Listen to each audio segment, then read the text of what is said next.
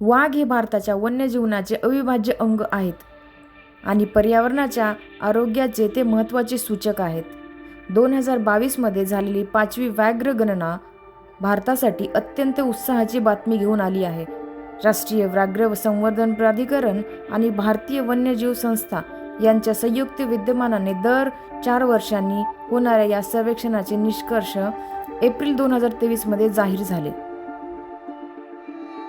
वाघांची संख्या मोजण्यासोबतच त्यांच्या अधिवासाची स्थिती, शिकार आणि मानवी हस्तक्षेप यावरही डेटा गोळा केला जातो. 2022ची व्याघ्र गणना ही आतापर्यंतची सर्वात मोठी वन्यजीव सर्वेक्षण आहे.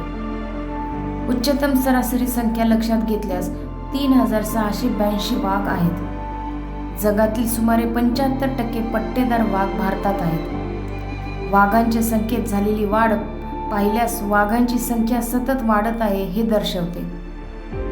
सर्वाधिक वाघ असलेले स्टेट 2022च्या रिपोर्टनुसार मध्य प्रदेश आहे, जिथं 785 वाघ आहेत. भारतातील टायगर स्टेट म्हणून त्याचं स्थान कायम आहे.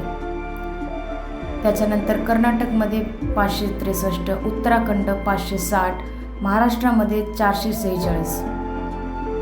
महाराष्ट्रातील व्याघ्र स्थिती, महाराष्ट्राच्या वाघाची संख्या सातत्याने वाढत आहे हे संवर्धनाचे यश दर्शवते.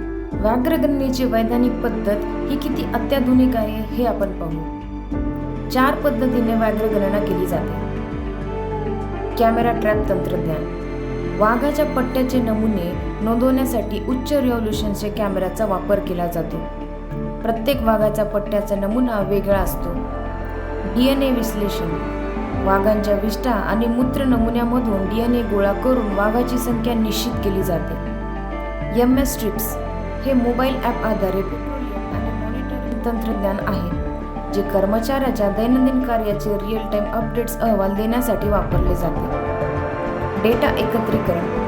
ही गणना केवळ वाघांची नाही तर त्यांच्या परिसरातील तृणभक्षी प्राणी आणि झाडांचे आवरण यांचाही डेटा गोळा केला जातो.